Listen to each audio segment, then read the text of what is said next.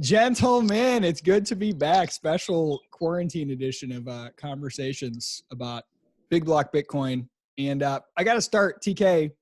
I got to ask you a burning question that I know you've been asked by a lot of BSV podcasters. How can you possibly stand to be in the presence of me and Deryk and Steve?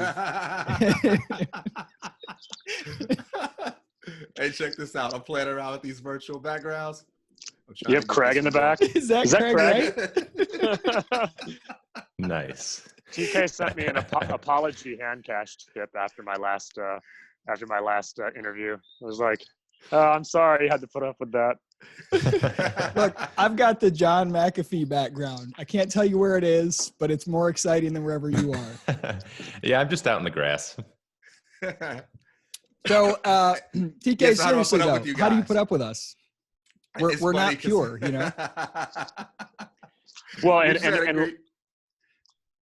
well, I was gonna last time too. I wore a BCH shirt, which apparently is an endorsement of child pornography. So I'm actually a criminal too. Hey, I love how you guys just can't get any love from anywhere. It's like, man, like somebody just needs to claim victory here. On the BCH side, they're always complaining about how good you guys make BSV look, but you can't get any credit for that. You can't even get credit for being like BSV spies. Well, the BSV people will publicly post comments and stuff. They're like, "Hey, that was a good discussion." Like they're pretty nice. Like at least compared, not all of them. Some of them are like, "Roger is a criminal and you defended him or whatever."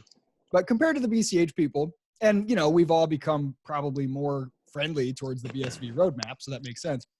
But what's funny is they will all, like in secret, be like, we'll go to you and be like, "Hey, man, like these guys almost see the light, but how come they don't like fully see the light?" Like, like I don't know what we're supposed to do to be, I don't know, part of that. We have to start change our Twitter picture to a picture of Craig Wright, and then we're in. You gotta stand in solidarity, man. Yeah, so we keep alluding to in previous discussions that we're going to just banter about various crypto conspiracy theories. And I mean, there's so many, and like some percentage of them are bound to be true. And there's just so many fun and entertaining ones. So I want to just start off with some crazy speculation and theorizing on what possible strangeness could be going on in the world of crypto. And I was thinking, TK, you might have mentioned something that implied this or said it, but to start with, do you think that this Ira Kleiman suing Craig Wright for this money that's in some trust somewhere, do you think that that Ira just on his own was like, you know what, my brother Dave was involved with this Craig Wright guy, and Craig came and offered to pay me some money, and I think he's short shrifted me, and I want more money? Or do you think somebody went to Ira and was like, hey, we're going to back you. We need you to sue Craig Wright because they were worried that Craig was going to get access to some trust and sell his BTC and tank the market. Is this being orchestrated by someone other than Ira himself? That's the first question. Yeah. So one quick prefacing comment for most of the opinions, unless I state otherwise on this topic, like as we talk about conspiracies, and just so I can relax, have fun, not issue out a whole bunch of disclaimers, I'll talk about these things in terms of like suspicions, because a lot of this stuff I just don't know. But I'm also not one of those guys that's like, we'll never know, so it's not fun to talk about. It's still fun to like speculate about conspiracies, but I have no clue what's going on with this court case. But this is an utterly irresponsible speculative discussion, so you can't hold any of us to any of these speculations. Yeah, but especially with that Deryk. being said, it is utterly Don't obvious. sue me. Yeah, do the Stephen A. Smith. There is no way to prove any of this, and I don't stand by any of it. However, with that having been said, I would never, under any circumstance, imply that a good man like Ira would dare conspire against Craig Wright. But with that having been said, it's utterly ridiculous that he would take him to court thinking that he had something to do with Bitcoin. Look, man, no, I don't think he's acted solo, because when you look at those emails, it starts off with just seeming like he's just trying to, loop him in, make sure he's aware of things. And Ira just has this element of suspicion, like, what are you keeping from me? What are you hiding from me? And you see that pretty early on, and I guess that could be chalked up to his personality. But I just think Craig has enemies, man. He's just got way too many enemies for this to just be a matter of all he has to do is stick to the technical roadmap and everything's going to be fine. I believe there's a lot of people behind the scenes coming up against them. And I definitely believe that Ira's being helped out. If people have already gone public saying, oh, we'll finance the court case for Peter or for Hold or Not or whatever, why not?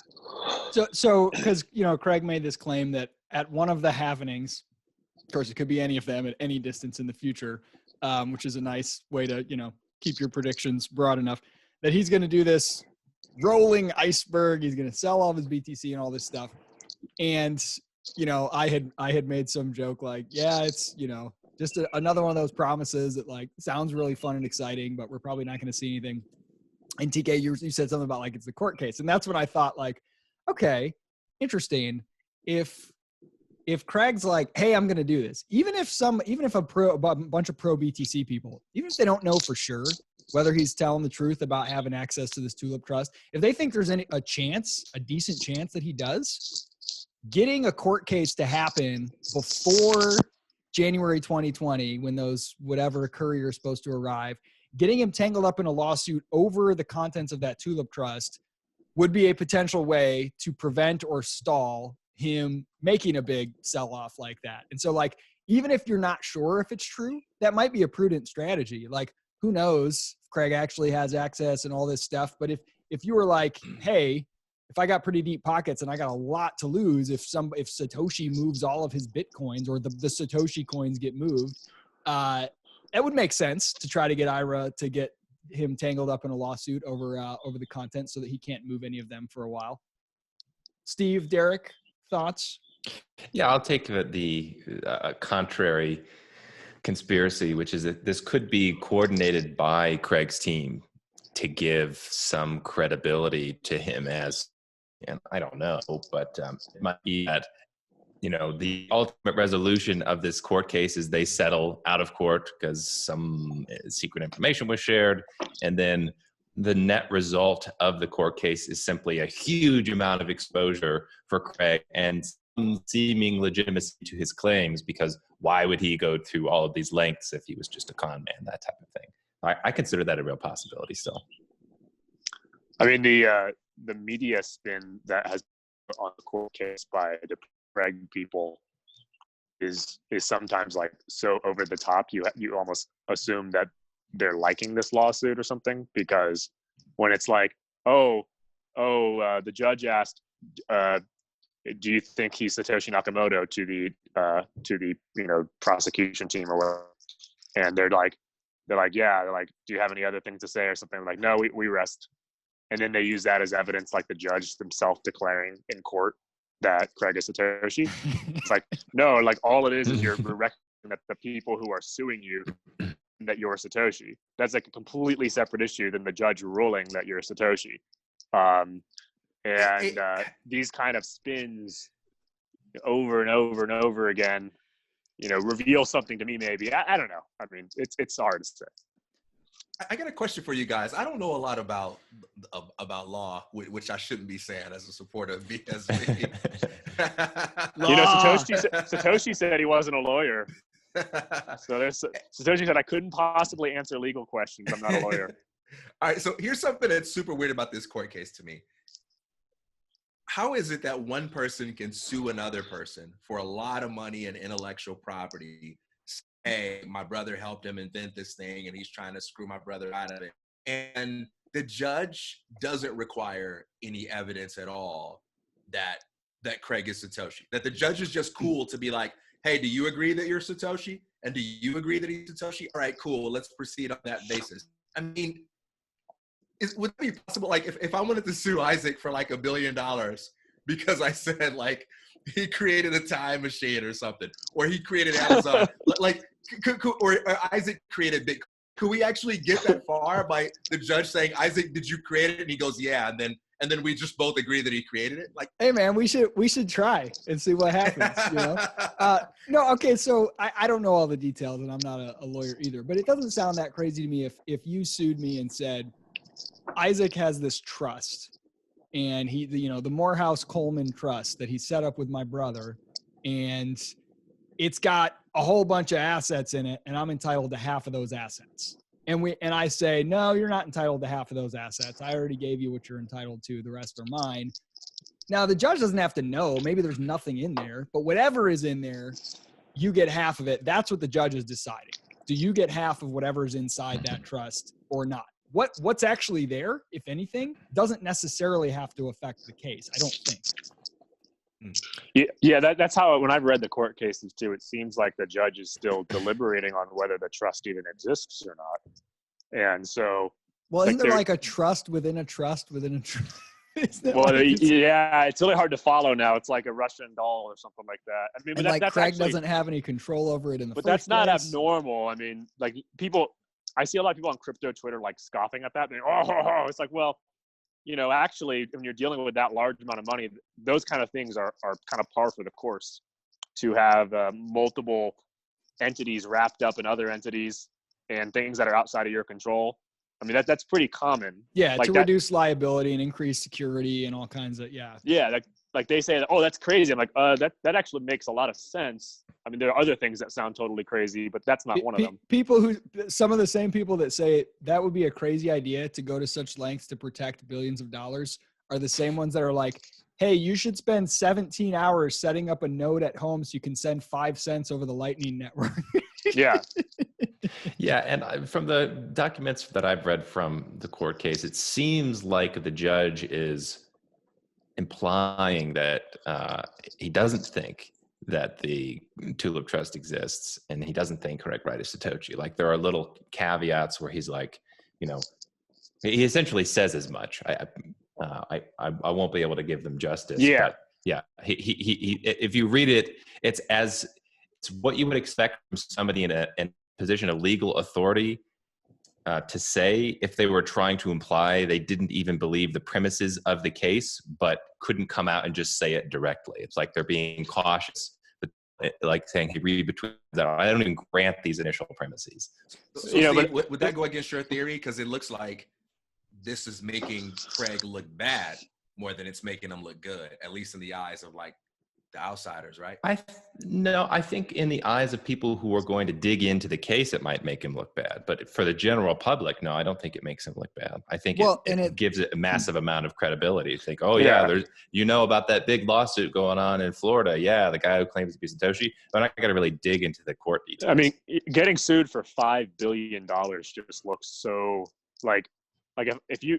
Those kind of numbers. You look like a baller. That's why I want you to sue me for $5 billion, TK. Like, even if you don't have it, you suddenly look really legit, and that could be part of it.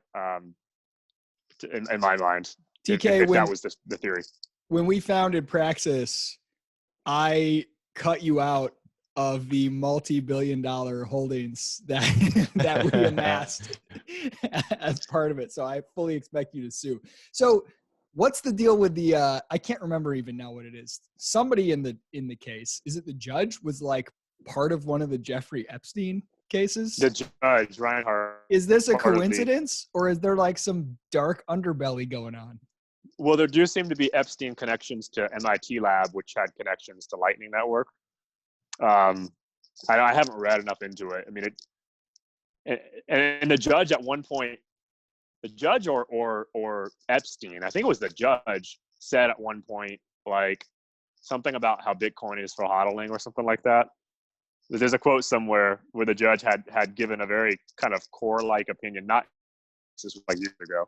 So how was this judge? This just happens to be the judge over that district in Florida where Ira Kleiman lives? Well, Epstein was in Florida. Were they judge shopping?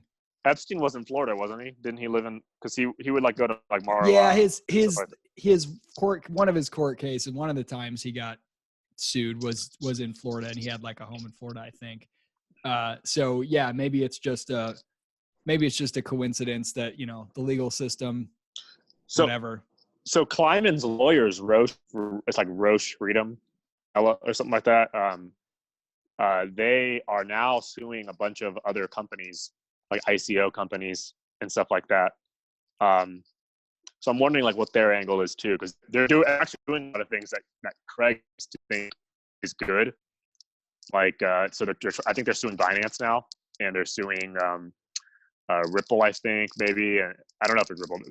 Several of the ICO companies, like there's like 11 lawsuits that have been filed now. So by do this you? group. So could that be like a BTC maximalist funded law firm going out and trying to smash all the altcoins? I wouldn't put it past BTC for doing that. I mean, they have.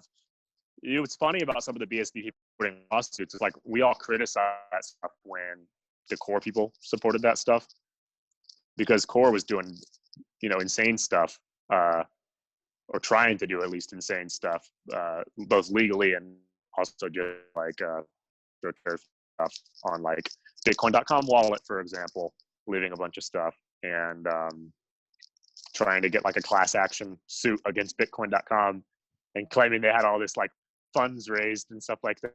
Turned out to be bogus. I don't know. So, all right, let's change topics. Deryk, we're going to start with you on this one. Is Mike Hearn Satoshi? Oh God. Because look, I'll frame it up. I'm not asking this out of the clear blue. I'm gonna give some. I'm sitting in the clear blue here. Deryk has done some of the amazing Deryk McGill special deep archival research and has just been sharing in dribs and drabs with us all these things written by Mike Hearn over the years, going way back. And it is uncanny how much the things Craig Wright is currently saying sound word for word like things that only Mike Hearn and nobody else really in the Bitcoin world was saying way back in the day. Not even Satoshi was saying some of the same stuff about the legal stuff about, so like, it's kind of crazy. And it's like either Craig is just studying Mike Hearn stuff and repeating it, or I don't know. Mike Hearn and Craig were both part of the Satoshi team. I don't know what's going on here. Is there more to Mike than meets the eye? There could be. I mean, he was like 20 at the time of the creation of Bitcoin, which he was like 26 at the time of the creation of Bitcoin. So that would seem to me unlikely that he would have been the guy. But there are some interesting connections that are shared. So first off, the domain that Satoshi used, the main service that Satoshi used to register Bitcoin.org was, I guess, owned by a guy named Michael Weber, who was this guy who at least lived in Switzerland. And his ad was actually the original address that was, I think, registered to Bitcoin.org. If you look like the who is domain information, it was an address in Tokyo. It was like Sakura House, Tokyo, or something like that. And Michael Weber like dropped off the face of the earth. He's like just like a ghost. I haven't been able to find any info besides like one or two photos of him. And Mike Hearn was living in Switzerland at the time too, as Michael Weber was. The other thing is Satoshi GMX, the Satoshi at GMX email address. GMX is a Swiss, I think it was a Swiss email service provider, which I thought was interesting too. Just small, connections. I mean, who the hell knows? But yeah, the thing that when I started looking at these archives from Mike Hearn, and I started seeing Mike Hearn talking about coin freezing and describing basically the exact same mechanism Craig has tried to describe, using the miners to actually freeze coins. We're talking about how Bitcoin can be used for decentralized crime fighting, and how the potential merits of traceability and to not, be anti-law necessarily. Well, one, Mike describes that stuff in a much better way that Craig does, because it comes without all of the, you're going to Thai jail and we're going to like add you, or we're going to throw it. Like Mike very much says, I don't necessarily agree with most of these laws, but they exist, and we shouldn't try to necessarily work around all of them right now. And Mike was talking about how the original Bitcoin design is legal compliant. He like specifically talked about that. And so I'm including either Craig is like plagiarizing Mike, or Mike and Craig were in touch a lot earlier than we thought, or Craig is Satoshi and Mike learned all of this from Satoshi and not in public. Just plausible because Mike had communications with Satoshi, and I don't think he's released all of the emails he had. I don't know which one's the most likely. I mean, there's almost no way I can conclude that they're not connected. Like that Mike either didn't learn from Craig, or or from whoever Satoshi was and Craig was involved, or that Craig is plagiarizing Mike. You think Craig and Mike Hearn have a relationship in the past, and maybe still do, maybe are still communicating? You think that's plausible? That's one. I mean, Mike said I had dinner with Craig once, and it was interesting. I won't share what I think or whatever. So I don't know what that means, but it's just hard to read those things. I've shared some of them with that. Like, there's no way to me that Craig is not involved in that in some way, whether, again, either he had a relationship with Mike in some way or he was plagiarizing. I don't know. I mean, one thing that I found recently, which I was kind of shocked to find, was that, like, in January 10th, was it January 10th that the Bitcoin? No, January 3rd Bitcoin was launched, I think, right? January 3rd, 2009, I think. I think it was around that. Yeah, it was around that time. It was like the day after Satoshi posted on the email list, the cryptography mailing list. Who gets mentioned? Dave Kleiman and Craig Wright. Like, out of the blue, get mentioned in a thread, like, immediately preceding the Bitcoin one. Has nothing to do with that, but that really, to me, that's really odd that happened. Like, of those two guys who weren't mentioned that much on the cryptography mailing list at all, were suddenly randomly mentioned right after Bitcoin was launched, like in the email immediately following the Bitcoin announcement. And it was nothing related to it. It was about something they were doing with, like, security auditing or something like that. So, Steve, you've dived pretty deeply into this, especially the Phil Wilson story, which truly probably fits the most pieces of the puzzle together, even though on the other hand, it's like the most outlandish. What do you think of the Mike Hearn connection? Did Phil mention anything about Mike Hearn at all? Do you see anything here in the Satoshi origin that might involve him more than what's sort of commonly known? Off the top of my head, I don't recall Phil talking about Mike, but he does say, there was the inner Satoshi circle and several outer Satoshi circles, and it wouldn't surprise me if Mike was a part of that. And I mean, from trying to analyze Mike's ideas, I think he's arguably got the best ideas in Big Block Bitcoin. Gavin Andreessen was there as well. Yeah, Those are both I agree. people. Mike just makes sense all the time. And maybe we should have been paying attention that he left. Yeah, he had a bunch of good ideas. He actually has a background as specifically like as a capacity engineer for Google. He pissed off all the right people, right? The academic know-nothings who said, "This can't scale because blah, blah, blah, blah," crappy reasons. He's like, no, of course it could scale. It's actually pretty straightforward. So I like the idea that Mike was tightly involved just because his high quality ideas. Yeah, I mean, if Craig is plagiarizing Satoshi, if Craig is plagiarizing Mike, that would actually make me even maybe more excited about BSB. Like, I think I've mentioned in our private chats, like, oh, good, okay, someone's like I'm not saying that's what's happening. I mean, but if that were in theory happening, that would make me almost more excited, because I think more people should listen to Mike.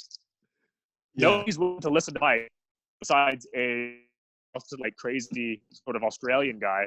If he's the only one who's willing to listen to Mike, it's like in theory there would be a better front man for something, right?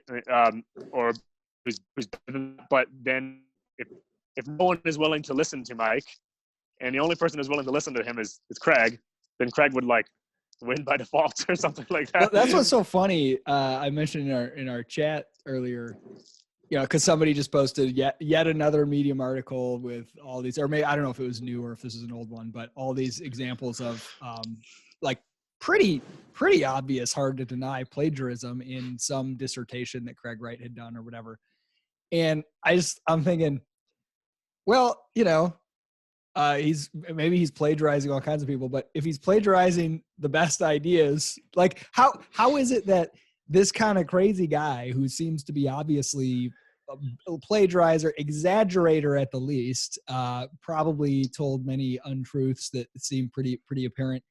How is it that the version of Bitcoin that he's advocating is like the best one out there? I mean, It just is. It makes sense that the strategy's better, the technology's better, the approach is better. Whether he's crazy or not, it's like, well, shame on everybody else. You can mock him all you want. How come you can't just build a better version of crypto?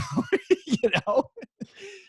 Yeah. So I want to loop in the Phil angle here. So lot to be said about Phil's story, but I think it actually Phil's a hard guy to explain. Like it'd be a pretty hard job to put in that much time to tell a completely made up tale. Yeah, and for people who don't know, just Google Bitcoin origins story, and it's, I think the website is vu.hn.com, and it's just vu.hn, no .com. Oh, right, right. Thank you. So it's this long fan fiction story. Let's think of it in that context, which tells the story of how Bitcoin might have been created and like how the conceptual breakthroughs might have taken place. And I find it persuasive for a lot of reasons. But one of the reasons that I think it's the best explanation of Craig Wright that I've come across, which is that, you know, he if he was involved at the beginning, his role was the researcher who maybe lacked a deep conceptual understanding of the ideas that he was researching. He was, I think Phil calls him a gopher or something, where Phil says he's like the best researcher he's ever met. He would just have a mountain of resources that he could share with you about and like an encyclopedic topic. Knowledge, being able to mention papers and studies and concepts. By the way, which is how he talks in his talks. It's like he'll just drop all these names. Way back in the 90s, this person found this, and this person, like, he's clearly got all these facts. So Dave said that too. If you go look through the SecList archive, 2007, Dave was thanking Craig on an email thread for, basically was just saying, yeah, if I ask Craig for a recipe for like, I don't know, I think it was like, if I asked Craig for a recipe for cookies or something like that, he'll come back with like the encyclopedia of cookies that he's put together of information. And he's like, you're like a genius or something like that. Yeah, and he probably couldn't make right.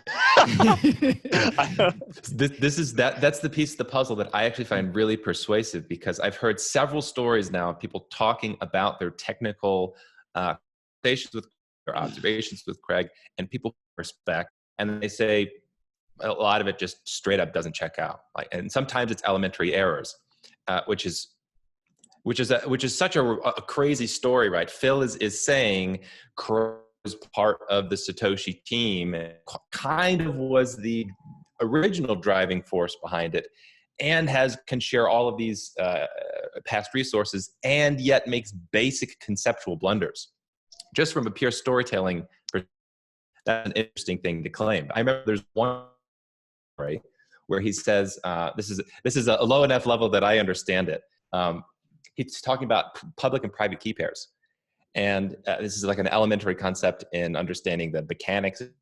And Craig apparently was still struggling to grasp public-private key pairs and the fact that you're supposed to keep the private key private in the context of Bitcoin, which would be a very elementary error. So if that's true, there's a lot of people, like friend, who are going to say it is therefore impossible that Craig Wright was part of, had anything to do with the creation of Bitcoin if you make such basic conceptual blunders.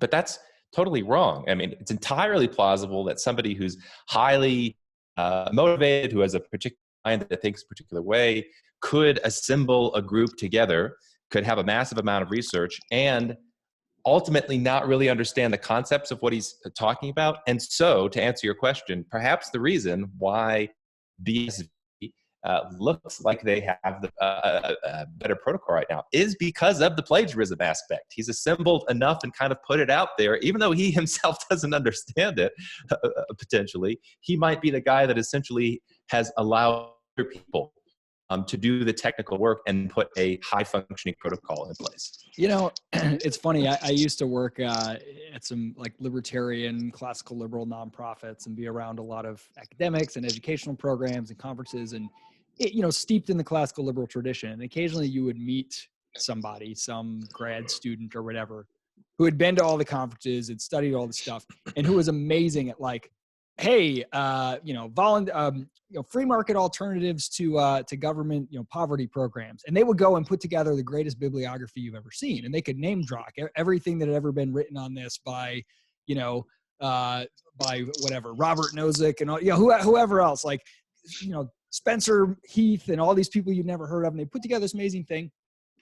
And they had this ability to like, to go and find the research, find the people who had talked about this stuff, to know the names, to drop them, to know the concepts, to drop them, but like didn't understand the ideas in a practical applied way at all, and could just as easily be like doing this for something else. And so the ability to like go out and find and like collate and bring all this ideas and research together and be kind of ADD about it and whatever.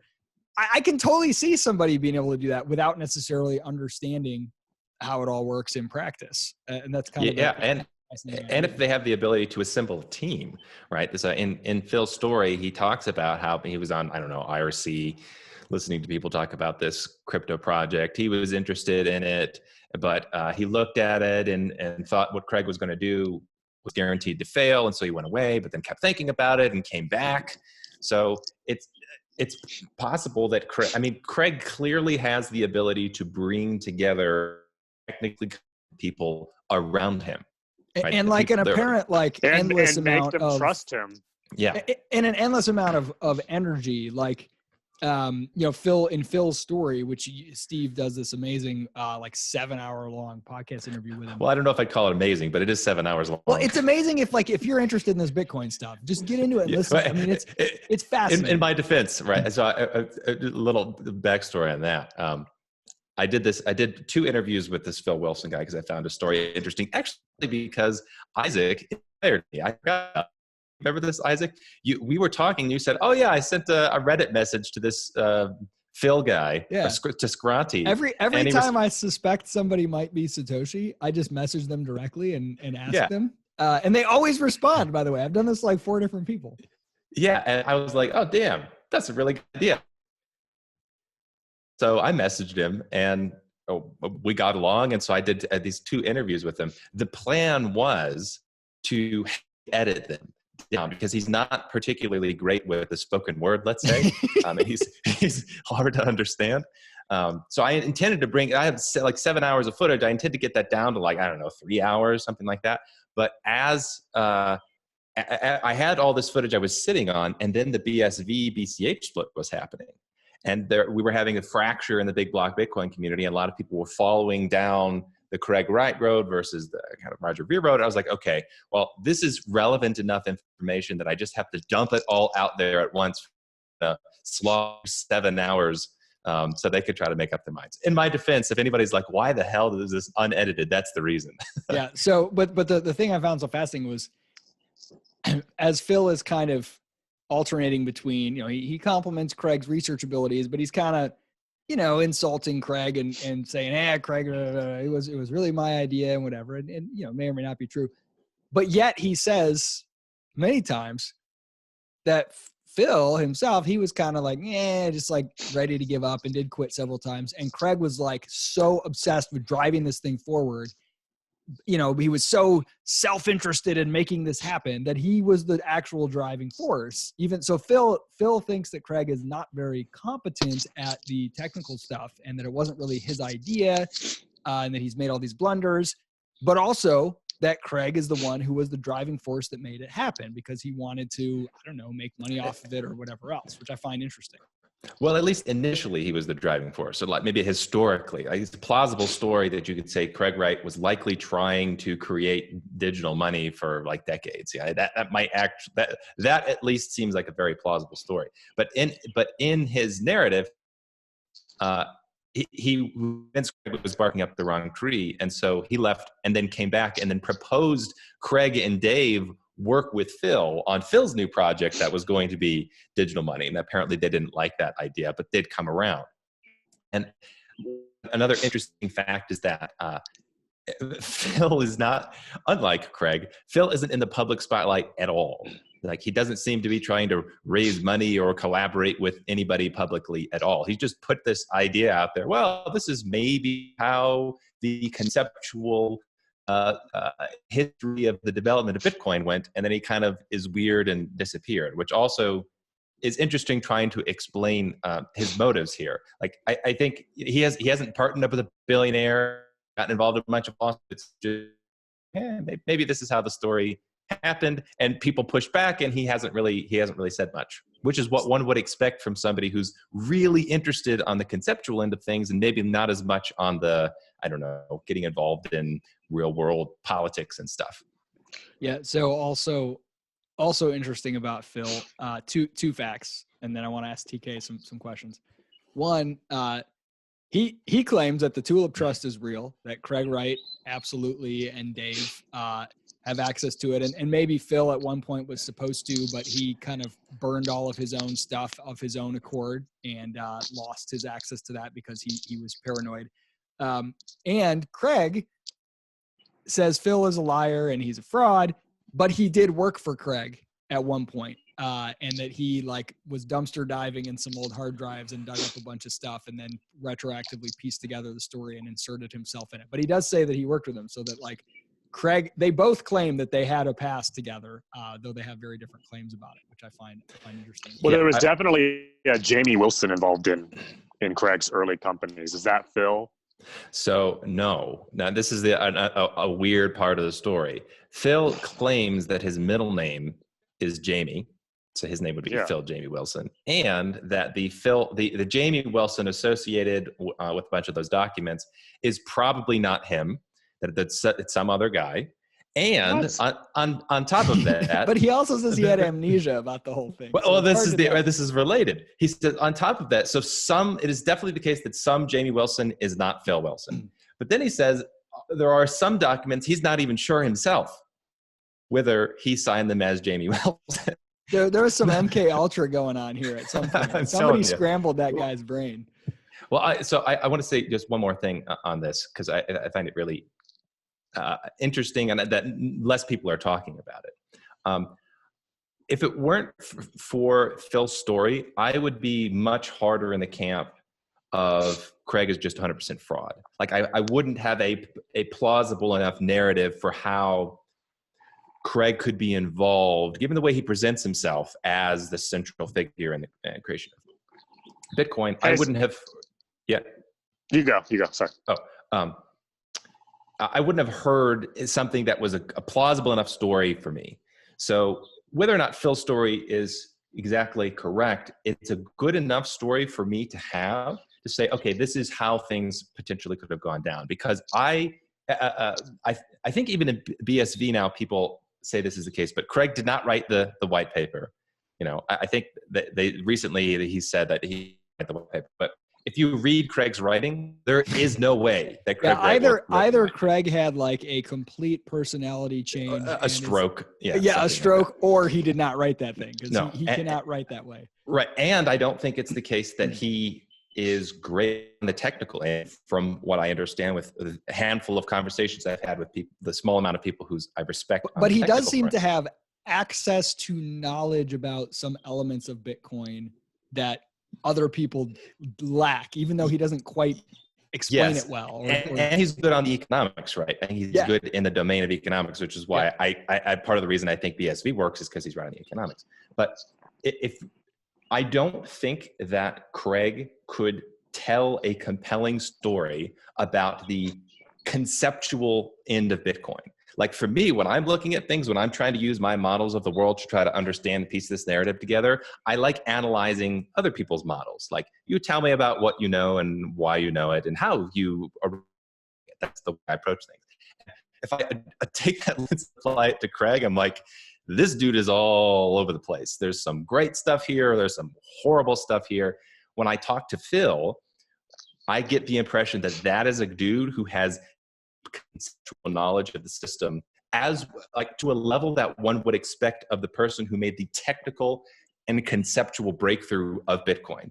He's not he understands the system. He understands how it would it connects to a bigger picture he has of like building planetary civilization.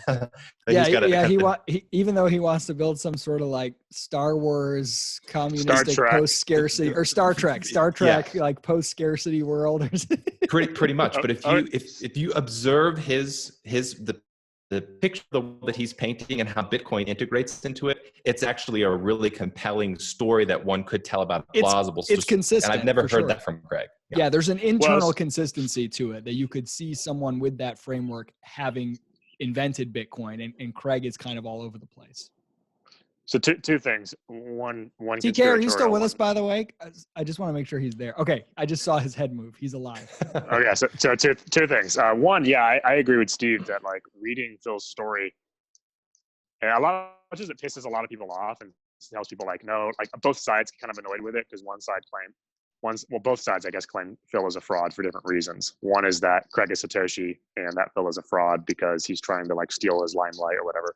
And the other one is that Craig is not Satoshi and Phil is a fraud. So, but I found it very compelling as one option to explain a lot of stuff that explains it better than even Craig has explained it in his own book. Now here's the second thing that's kind of conspiratorial. Okay, so if you look up Calvin Air Wilson, an alias that Calvin apparently used was Calvin Wilson to register several companies along with his sister Anita Rose Air. So I don't know. It's three Wilsons now. We have three Wilsons. To me, that's an odd coincidence. Well, and you have the volleyball Wilson that is on the island with John McAfee, who's stranded away from civilization. TK, man, we always get accused of not letting you talk enough. What do you want to talk about next? He's just trying not to get sued. No, and I think this stuff is interesting. Like the way I look at theories of Satoshi is similar to the way I would look at conspiracy theories. You kind of assume at the outset that everybody is either omitting some important truths or including some things that are not true. And I assume that across the board for everybody. I mean, I think Craig pretty much admits this, that there are important truths that he's not revealing right now, right? Because of some kind of strategy he's employing. So I don't think there are any exceptions to this. Everyone has some truths that they're like leaving out, or some things that perhaps are not true or that are misleading that they're including in. So I don't take anybody's story like, oh yeah, that's the whole thing. There's just so much craziness going on. What I do find interesting about both the Mike Hearn and the Phil story is that they reinforce something that I've observed, is that Craig is still the guy that everybody is pointing to in some kind of way. And it's very interesting because, for instance, if you look at the Satoshi affair, Craig hates the Satoshi affair and he criticizes it. And even it's one of the most sympathetic things I've ever read to Craig. Right. Even though like people react to it like, ha ha ha, this exposes his fraudulence, the guy comes right out and says, I think he's Satoshi, but at some point he put the pressure of having to maybe pretend that he did more than he actually did. But if you just take even his critical version of it, he says he believes that Craig was a big part of Satoshi. Or if you take Phil's story, I mean, even though Phil is basically saying, look, shouldn't have all the credit, or he's this dangerous guy, he has the Tulip Trust, but we shouldn't trust him with it, or he's going to do bad things with it. He's still saying that Craig was right at the center. If we believe that Mike Hearn is Satoshi, it just so happens to be the case that this is the guy that Satoshi doesn't go on saying, hey, I am not Craig Wright. That this is the guy that Satoshi sits back and allows Craig to just do his thing and say what he wants. And when he has the chance to speak on it, he says, oh, I think he's an interesting guy. So Craig is this guy that everybody's pointing to. And while I don't pretend to know all or most of the answers, I think what all of these stories prove is that he's somewhere smack dab in the middle of it. But one thing I disagree on with Craig is this idea that he doesn't have the conceptual understanding. I think sometimes it can be hard to distinguish between not knowing what you're talking about and not being able to talk about what you know. Growing up in the church, for instance, and I've seen this in a lot of different churches, you have like a senior pastor who has the vision, he has the pastoral heart, and he's the one that built up that community and that congregation, and he's the one that makes things happen, right? But then you sort of have like a younger pastor that is charismatic, storyteller, great communicator, and he can outshine that senior pastor in his sleep when it comes to the ability to preach and communicate the vision. And the senior pastor, great heart, great vision, but sucks at, right? And you can have that kind of dynamic where some people are just excellent communicators, man. And the people who know what they're talking about, they can easily sound dumb or easily sound like they're just all over the place because they think in a way that they're just all in the weeds, or they just know how to articulate things to the everyday person. And I think that's a very distinct possibility when it comes to Craig Wright. I don't know if there's anybody that's defending him as the best communicator of the vision. I mean, even what Deryk was saying earlier, when Mike Hearn says all of this stuff that Craig's been saying about law, it's just surprising. No one has a hard time understanding it. No one says he sounds stupid. It's just surprising to know that Mike Hearn said it, right? And that's the end of the discussion. But when Craig was saying all that stuff, everyone says it sounds stupid. Everyone says it sounds confusing. Like, what the heck is he talking about? And that's a clear example. Your communication style alone can make you sound like this really silly person that's very confusing. So I shared a Mike Hearn quote the other day, and it was about how basically like an outlaw currency will not be is not useful to outlaws. And he talks about how like the usefulness of a currency is defined by the number of people who are willing and able to accept it.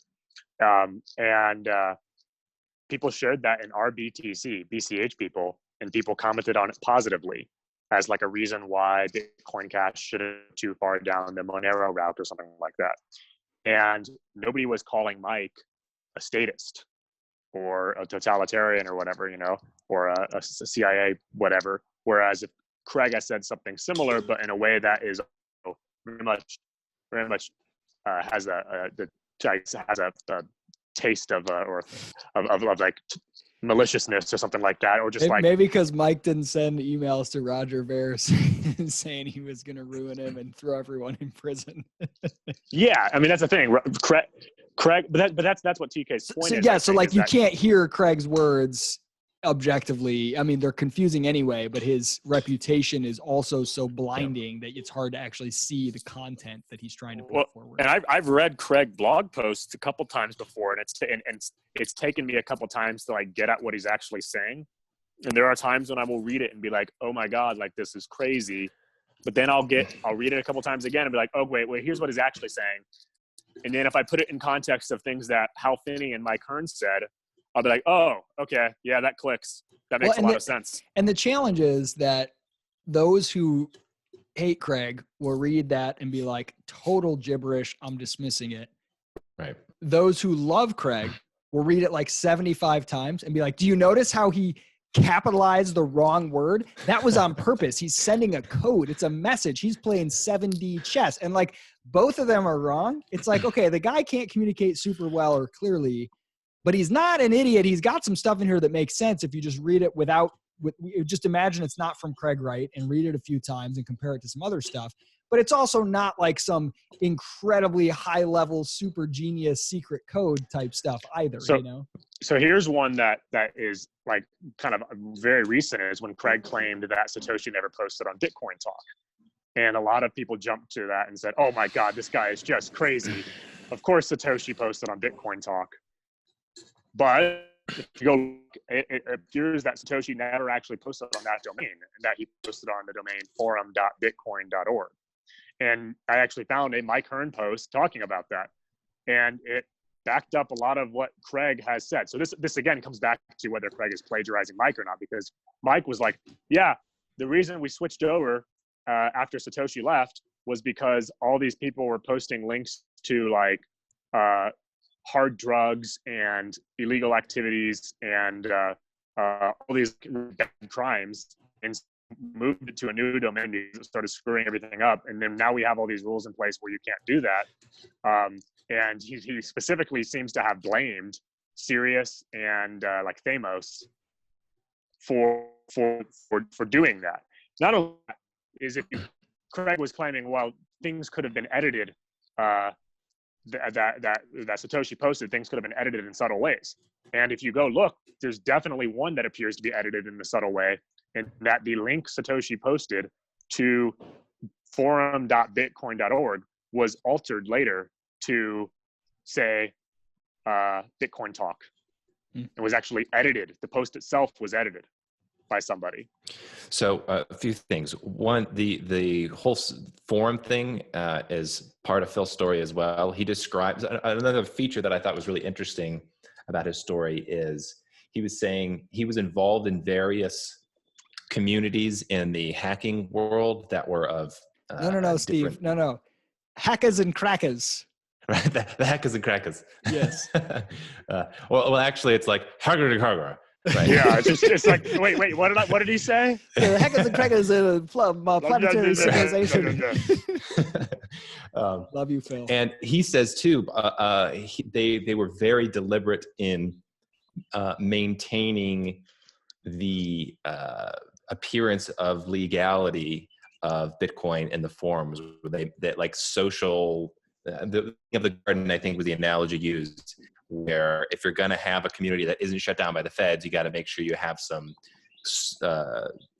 pruning of the things that look illegal. But I also wanted to say, I wanted to push back on the idea that Craig might be really technically competent but can't communicate well. It's of course possible, but usually, from what I've seen, people who have a deep level of understanding of some subject but can't communicate it are those who are explicitly competent in technical domains. So it's like the computer programmers of the world who are just amazing at understanding that piece of software that truly can't communicate it. But if somebody is knowledgeable about some non-technical fields, I have seen very few people that appear to me deeply knowledgeable and incapable of communicating. Like if you're really going to understand something, you have to try to see things from multiple perspectives. You have to be able to, you're listening to multiple points of view. If you're trying to work with a team, you have to be able to communicate. And like a ton of great thinkers have also concluded, like if you can't clearly explain something, it's the case that you yourself don't understand on a conceptual level. And Craig, if you like his opportunity to demonstrate technical competence, you would think would be when he's there teaching computer programming classes at university about how to program supercomputers. This is where you would expect, like if you were watching a video of Amaury Sachet doing a breakdown of some code thing, you'd be like, okay, this dude really gets it. Even if he's not the greatest articulator, you can see the proof in the pudding in terms of the code he's putting out and how he's talking about the code. Well, if you go and watch Craig teach courses on computer programming, there's no coding. Like we have no positive reason to believe that he has technical competence, and even the conceptual stuff is mushy. Even if he couldn't, let's say, teach it, if he was like, hey guys, I just released this new thing that I created. I just built this. Like I know people who are not good at explaining anything, but they'll just go in their room, they'll code something up, and they'll release it out to the world, a new app, a new program. And all the other coders and normies will be like, hey, this is cool. You made something 100%. Valuable. And I haven't seen we have zero of that evidence of any of that. We have lots of like white papers and all this other kind of random stuff, but nothing. It's the theoretical stuff. Yeah. So I would say that the way I would try to carefully articulate it is to say, we have no positive reason to believe that Craig is technically competent. We do have positive reasons to believe that he's not, you speak with people whose judgment you think is sound on matters of technical issues, when a lot of them say, "Okay, Craig, actually, like there were some old people at BitPay who I really respect their opinions." And before Craig was even became as big a deal as he is, I think this was before the BSV split. We're talking about, okay, this was after his coming out in 2015 or whatever it was, but before the BSV split. And they were very, very curious. Okay, is this guy who he says he is? He's saying all these things. They investigated, and their conclusion was Craig has some very smart people who are really technically competent to know their shit around him. But we have no evidence that suggests he himself really knows what he's talking about when it comes to technical. So this only heightens the mystery of Craig Wright, because there is some reason that all these highly technically competent people, all these money people, all these people are always around Craig Wright. He has something. It's not anything obvious to any of us. It's not communication skills or clear, writing skills or clear, obvious technical competence, but he has something. And this is the thing. This is the ultimate mystery of the present world of Bitcoin anyway. To me, Craig Wright is because who is Satoshi? We don't know. There's nobody here that's other than maybe Craig, that's a potential candidate that we can talk about. But Craig is a real person right in front of us. And more than anyone else in this space, Craig Wright demands explanation. Who, not to sound too biblical, but who do you say that Craig Wright is? It's like a really, because when I think about it, the idea that Craig Wright is a just 100% scammer, liar, and a fraud, and has managed to get some sort of tulip trust thing together with Dave Kleiman, and Ira is suing him for it. So get so many people to believe that he has money in this thing, who has been able to get a ton of money, apparently based on his lifestyle on social media that he personally has access to, a whole bunch of people that work at Enchain, Kelvin Ayre, a billionaire behind him, and this BSV fork that was supposed to die that keeps living, and people are building all the things he's been able to do. It seems incredibly implausible that he could do that if no part of his story were true at all, if he was completely making it up. On the other hand, it seems equally implausible that every part of his story is true, and he is Satoshi. He created the white paper. It was his idea. He did all this stuff. Him being Satoshi seems ridiculously implausible, and him not being Satoshi seems ridiculously implausible. And so you're stuck with how do you explain this guy?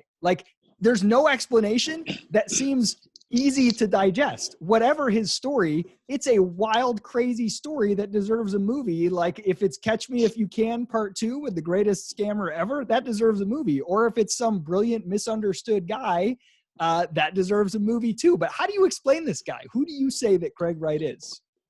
Well, I would say that I think it's totally plausible that when people say he's lying, well, okay, but lying in and of itself, it's not, you have to evaluate it further and come up with what's the reason for him lying? And it could be trying to do people into thinking he's Satoshi, but his lies don't seem particularly effective at that. And so I wonder, what are his lies effective at doing if he's lying or making things look like they're fraudulent? I don't know. I mean, someone in his position, if we're to assume he's Satoshi, just to be as charitable as possible, I can totally understand why someone like that would lie all the time about stuff. Even if they want to be seen as Satoshi, they would lie. And even if they know that they need some people to hear Satoshi, they still might lie, either because you're in danger and you want people who would be dangerous to you to not think you're Satoshi, or because you're being sued and you don't want to give up that money. There's all sorts of plausible reasons, I think, that someone to look like for a while. So I don't think I would never just say, I would need more than what I've seen to write him off, I guess. Yes, something that I see a lot in true crime. Like my wife and I, we listen to the True Crime Garage podcast, and then we debate the cases and try to solve the mysteries a lot. One pattern that you see a lot in true crime is there's almost always some kind of eyewitness or some friend who possesses some information that could be really helpful. And that person just lies. They had nothing to do with the crime. they did nothing wrong, but they lie and they pretend like they don't know anything, or they say they were somewhere they're not. And fortunately for some of those, you can get them to open up and tell the truth if you promise to protect them, whatever. And it's always this situation where it's like they lied because even though they saw the kidnapping, or they saw the murder, or they saw whatever, they were somewhere where they weren't supposed to be. It's a married guy and he was at a mistress's house, or, you know, it was a guy that had nothing to do with the crime, but he was like doing a drug deal, or it would be revealed that he was lying to his parents about where he really was. And so there are all sorts of reasons for lying. Is that like when you lie to the other BSB people and tell them that you don't hang out with us? No, I wasn't hanging out with those guys. Yeah, I don't hang out with those guys, man. But yeah, I mean, there are just a lot of reasons, and I think people say he's lying. They just, or when people can see that he's covering something up, it's just easy to assume, oh yeah, the thing that he's covering up is the fact that he isn't Satoshi. But like Deryk said, if you just use your imagination a little bit and you are Satoshi, I think there are some very good reasons for why you would want to cover up some things about your life, even if you're comfortable with going public about the fact that you're Satoshi. Like, there's no reason to think that a person would want all of their business to be out there. You know? It's helpful to try to put yourself in their shoes, either imagining that you were that person, or that you were just in a similar situation. I think it's very easy to look at people's actions and then think, oh, I would never behave that way. I would never do that. You know, oh, I'm accused of something. And like you see the person doesn't come out and doesn't say, oh, it's wrong right away. They don't make a public statement. And you're like, well, why wouldn't they make a public statement? Why wouldn't they do that? And then if you're actually get into that situation yourself, you start to understand why it may be costlier to do that at the time. And it may be worth having people think that you're guilty of something, even if knowing that long term you can fix it, but in the short term, making a statement that you're not guilty will actually cause more damage. Well, so you know, no, go ahead. That's very true. I'm going to hop in then. There was a great pause for me to interrupt. So I want to piggyback on what you said, TK.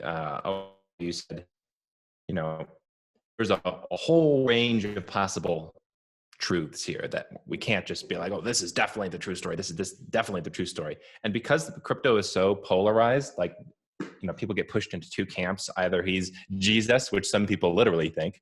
And one subset of those people are people who think he's literally the Antichrist. There are several of those who exist as well. And the other camp is he's 100% a fraud. But the gradient is so vast in the middle. Like, there's so much nuance, like ingrainable, and really powerful and plausible stories that you can tell. So, you know, Isaac asked, who is Craig Wright? Okay, so we could tell a plausible story in which Craig is part of the Satoshi team and a genius playing 12G chess in areas and lying about some things, but at the end of the day, he's, you know, the guy who's mainly telling the truth. We could also tell a variation in which, yeah, he was part of the Satoshi team and a driving force and literally doesn't even understand some of the basics of the technology that he helped create. That's also entirely plausible. Here's another one. Craig might be part of Craig and Phil might be part of the team that hacked Satoshi. They got a bunch, you know, Satoshi was hacked in 2014 or something like that, I think. So they got a bunch of information that only Satoshi would have, some of it very high quality perhaps, and maybe even BSV is Satoshi's vision because they have information that was stolen because they hacked Satoshi. That's a potential gradient. And maybe we have a derivative of that. We say, okay, well, maybe it's the case. I actually find this kind of plausible. Maybe Craig, who does seem to have connections to three-letter agencies, he does seem that he has worked in some capacity with various government agencies around the world. Maybe he was the guy that was tracking Satoshi. So like, maybe here's the story. Maybe Craig Wright was aware of who Satoshi was, and that Satoshi was building a project called, it was going to be Bitcoin 2017 or 2008. And so he also knew that that team called themselves the Satoshi team.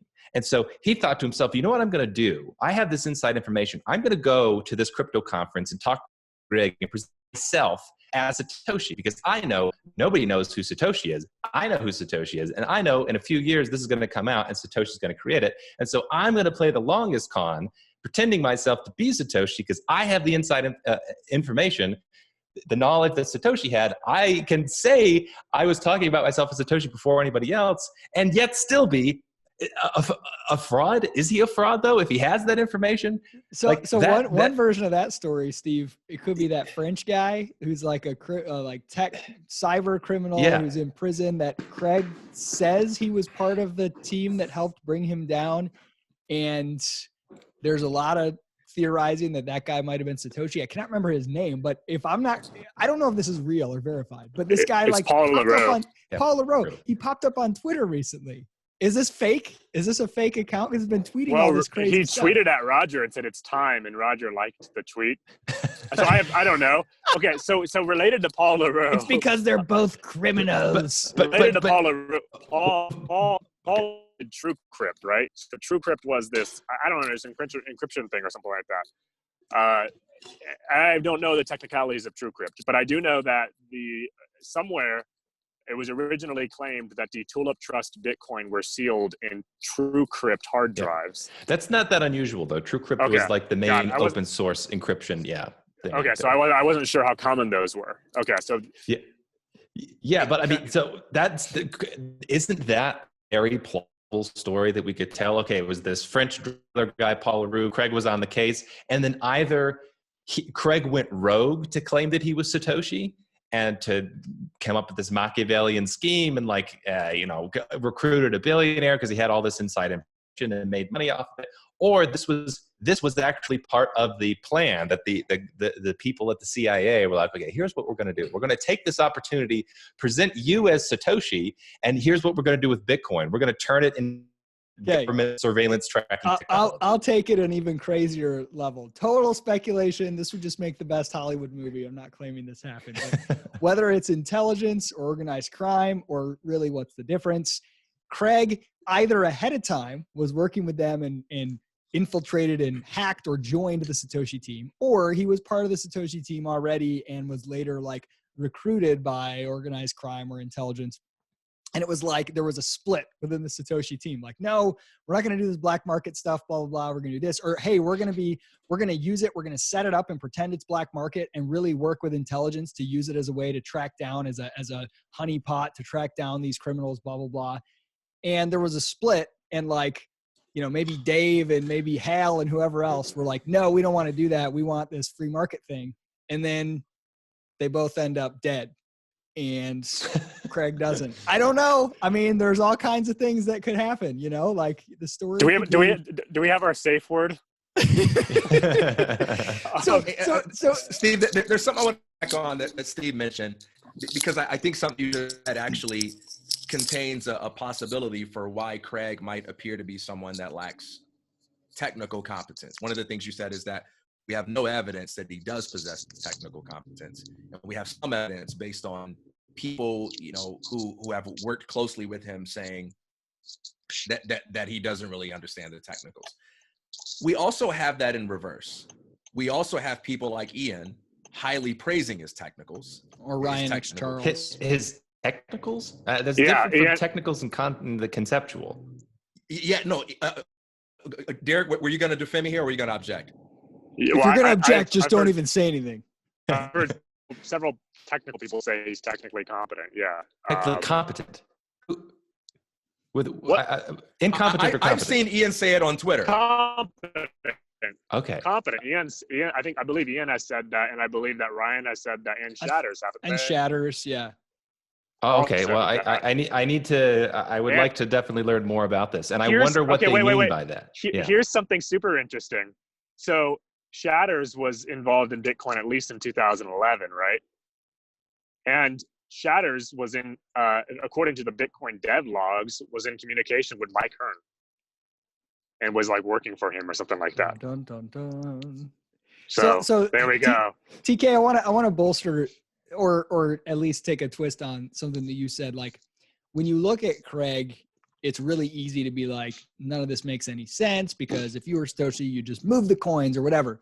And as Deryk mentioned, if you think purely as like Homo economicus, as like a, self-interested individual in sort of a game theoretical situation with all these strange incentives, it's not too difficult to imagine, if you were in that position, many, many reasons why you would not want, especially early on, you wouldn't want anyone to know you're Satoshi because you don't know the legal status of this thing. You don't know whatever. And then later it kind of gets co-opted and taken over by Blockstream, which itself could be could be just whatever. It could be all kinds of dark conspiracies. And you're like, okay, there's all kinds of danger involved here. And then you kind of like, get outed, or maybe whether it's somebody else that's trying to push you to get outed or a journalist or whatever.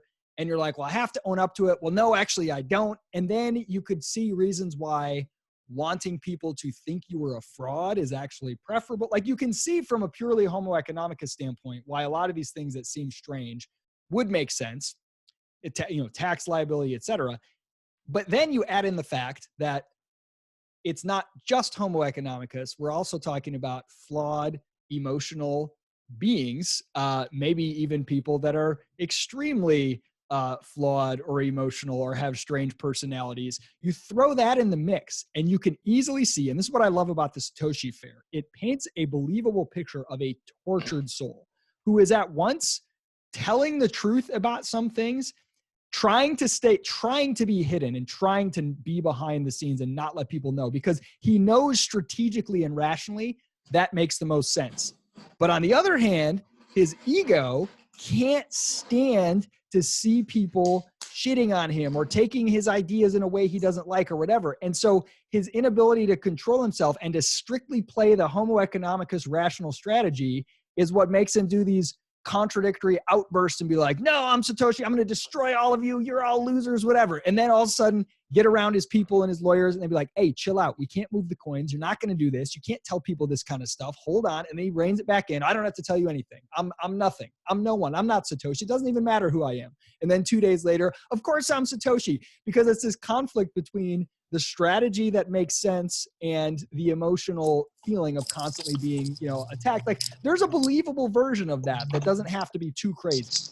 Well, by the way, when you read into like how people get de-anonymized online and stuff like that, a lot of it has to do with like ego and stuff like that. And that's like a common thread when you read about these things. It's like that people, even when they have like ulterior identities and stuff, they struggle not to bring in elements of their personal life because of their sort of because of their ego and because of their like emotional elements attached to that identity. Yeah, and they want to be recognized, but more than anything else, they don't want another person. If no one gets credit, that's maybe more tolerable. If the wrong person gets credit or the wrong approach, and that's why one was the only time Satoshi emerged from the darkness briefly, when Dorian Nakamoto was claimed to be Satoshi. Nope, that's not me. And then that's it. That's a very and people don't make a big deal out of, don't think it's somebody else, And it's interesting that hasn't been done for Craig. I don't think it proves everything, but I do think that's interesting.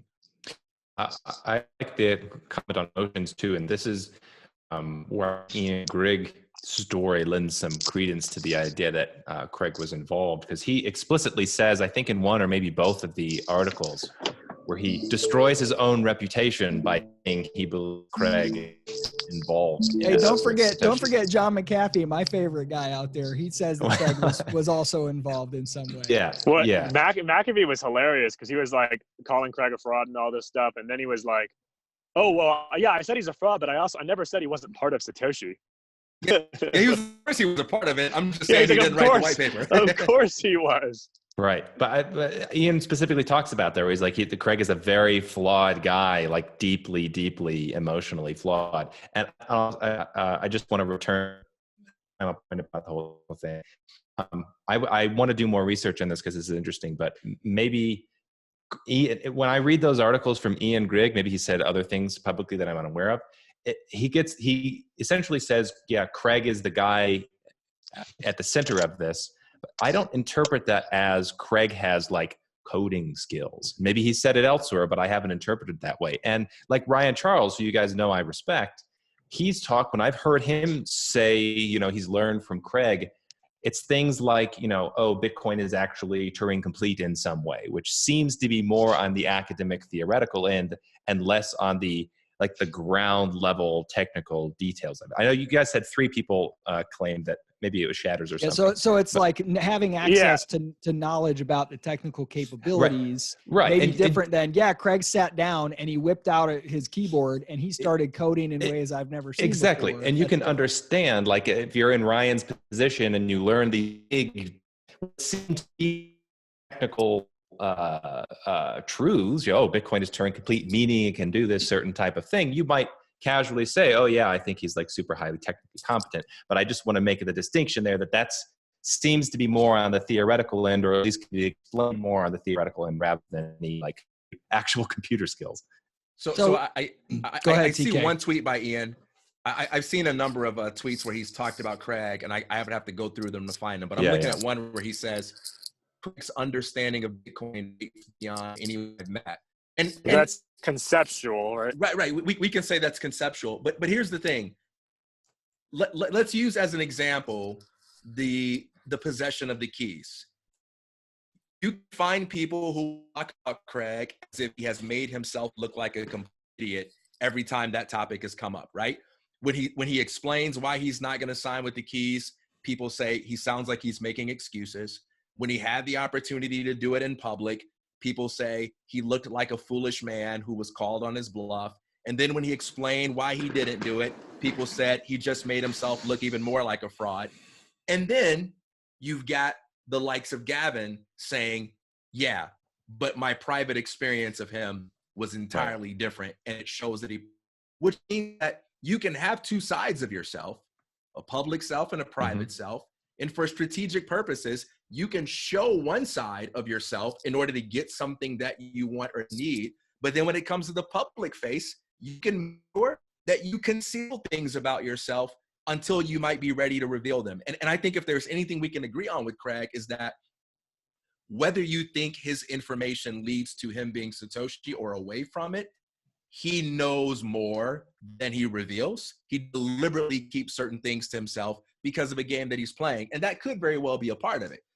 I've always thought that him being Satoshi doesn't require him to be a master coder, but it also could be possible that he's more technically competent, that he feels the need to prove.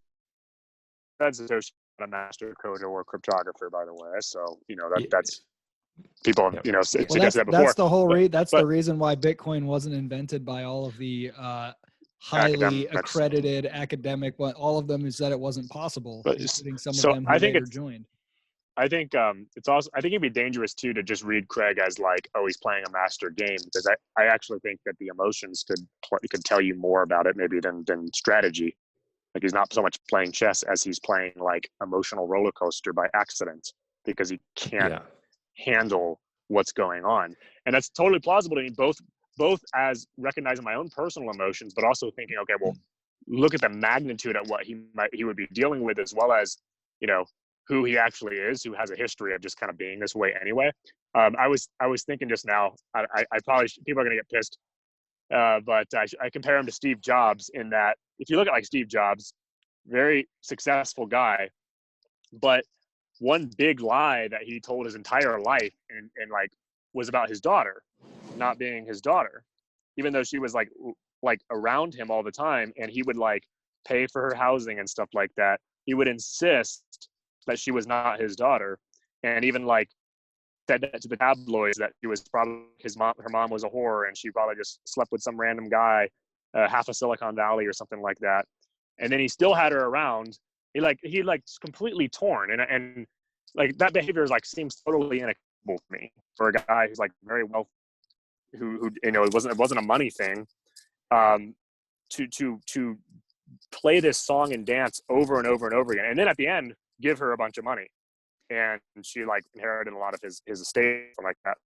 But that's like crazy. No, and I think that's a great example. Like I think people tend to overestimate the ability that prominent people have to perfectly cultivate and maintain their brand. So look at any athlete or movie star that wasn't groomed from a young age and raised in it. They tend to be better at managing their brand because they've kind of been turned into machines from a young age, or politicians. But those that all of a sudden achieve success quickly, They always do some stupid emotional thing, do a drunk text, they're always doing something that's bad for their brand at some point that they have to apologize for. And imagine like being some nerdy, weird Cody type guy that gets thrust into the limelight sort of against your will, or at least not on your timing. There's no way everything you do is going to be perfectly scripted and orchestrated and all part of the plan. You're going to do stuff that you regret. You're going to lose your temper. You're going to, like Roger Ver, you're going to flip somebody off when they're asking you dumb questions in an interview and then turn into a meme and wish that you hadn't done it. Like, that's a human thing. All of us non-famous people do that all the time. So I don't think that, that the idea that it's all perfectly orchestrated and Craig knows exactly what he's doing at every moment, it just seems so implausible. Here's one thing about that too. The emotional thing is, so a lot of people will look at Craig and they'll look at like the PR push behind the 2015 or 2016 signing, and like the fact that they hired a PR company or whatever to help them with that. And look at Craig saying like, "Oh, I never wanted the spotlight," and then he's like back in the spotlight, and those kind of contradict. Well, we have to remember, like, Craig at that time when he was doing that he was in his 40s. Now, if you look back at Craig's life, there's no history, I don't think I've seen, of him actively cultivating like some big spotlight in the past. Typically, people who are spotlight driven like that are doing that much longer. You don't start that in your 40s, do you? Well, and look, let me tell you something about when you hire a PR firm, you don't hire a PR firm to play offense. You hire a PR firm to play defense. That's a reactive move. Exactly. That's a loss prevention. Let's try to make this thing a little safer. We got something that could get out of our control. You don't hire them because you're going to go out there and do this great promotional push. That's the opposite usually. So to me, that hiring a PR firm says, we don't want this to go bad. Let's try to like keep it under control. Yeah, so it's both of those things. I mean, would you agree? Like I, at least in my opinion, the way I've seen things is like you don't typically start becoming in your mid 40s someone who is like super status seeking in the limelight, trying to get credit for everything. He didn't seem to be doing that for 40 years prior to that.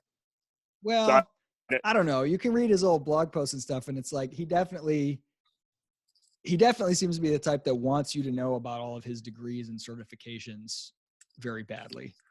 Yeah, that's true. I guess that's true. His blog wasn't like particularly popular though, or anything like that. No, not at all. Like, but it speaks of somebody, or like just publishing his books and whatever, like the things that like he wants to be published and certified and like recognized in a way that other people respect. True. Yeah, but we know lots of academics like that. We know academics like that. Yeah, like an academic, they want that like sort of shallow external paper prestige type of thing. It's another reason why, in my model of the world, I find it unlikely that Craig himself made these conceptual breakthroughs, because he does seem like an academic, and I think very poorly of academics. So this is why I like Phil's story, because it literally starts off. Satoshi feels like an anti-academic, right? So you read the Bitcoin origin story by Phil, and it starts off, it's something like, I've always noticed there's a great difference between knowledge and understanding. And he explains in some detail why pompous, arrogant academics couldn't make this breakthrough. He's like very anti-elitist and like very much an anti-academic, which to me lends more credibility to the story, because I think those are the types of people that actually it might be because it appeals to our biases, right? 100%. Experience. But TK, you're an insider. What happened? What happened with this book that was supposed to be written about Craig Wright that suddenly got pulled by the publisher? Like Calvin Ayre was tweeting about it. This is going to be great. We're working with the author. It's going to be a tell-all. And then it got pulled. What's the story here? Yeah, if I promise to be concise, could I just give a quick response to Steve's? Yeah, you don't need to promise to be concise. Go ahead. All right. So I think Craig is a unique academic, and I'm not going to posit that he's the only one who's like this, but I think your same prediction based on him being an academic would also apply to denying that he would behave the way he's behaving now. Like the way Craig is behaving now is far from what we would predict an academic would do. He's beating everybody by somehow gathering up a team of people. Even if he's technically incompetent, he's somehow using his influence and his knowledge to put all of these entrepreneurs and developers around him, and he's carrying the roadmap forward in a way that is making it really difficult for his competition to beat in the marketplace. So there is definitely a side to Craig Wright that you don't see in the typical credential chasing academic. But what's weird kind of about an it is like, entrepreneurial side. on the one hand, it seems like he's entrepreneurial and connected to the business world enough to like not worry about all that academic BS. On the other hand, he's like super obsessed with that BS in a way that other academics look down on and normal people don't care about. So it's almost like if you want to be respected as an academic, you like get a degree from Yale or something and then become like an endowed chair or president emeritus. And academics will respect you. If you want to be disrespected by academics, you get like 17 online degrees from like, University of Phoenix, and never have like a chair anywhere. And normal people won't care either. It's like you don't win in anybody's eyes. Well, he's like winning, has a big company that he's a part of and seems to have money in the world of business, but still wants these constant degrees from like weird programs that other academics don't care about, and just cranking out papers that nobody thinks are legit. It's just such a strange contrast. Yeah, and that fits the story of a more fraudulent type of individual who's craving the prestige and that feeling of being legitimate and want to say, well, of course I know what I'm talking about. Look at me, I have 17 online degrees. Despite when you look into it, there are many claims of plagiarism in his academic work going back a long period of time before he was even like involved in Bitcoin stuff. So but I agree with you, TK. It is this weird mix where clearly he is able to surround himself with high quality individuals. And yet I would say he's almost like the most pathetic version in the academic domain of the academic archetype, that like he's trying so hard that he's maybe plagiarizing work to get a bunch of degrees from a shitty university and then literally wheeling them out in a wheelbarrow on stage to try to make people take him seriously. Well, that was kind of funny though. I felt like that was more of a troll, because people were giving him such a hard time. I don't know. I mean, I can see it both ways, but the wheelbarrow thing just seemed like that was just funny. If it was a one-off, then yes, but it's in the whole context of him, the way he talks about his academic background and being an academic researcher. I don't think it was entirely a troll. Hey, look, I would still rather get a beer with Craig Wright than pretty much anybody I've met in the BTC. I'll take Craig over Greg any day. There you go. Craig. Yeah, I'm fascinated by the guy. So TK, what happened with this book, man? Wait, one more thing. Okay. So you say one more thing and then you talk about the book and the rest of us will let you go. You do a double. All right, so here's the kind of thing we never let TK talk enough. You're not letting him talk now.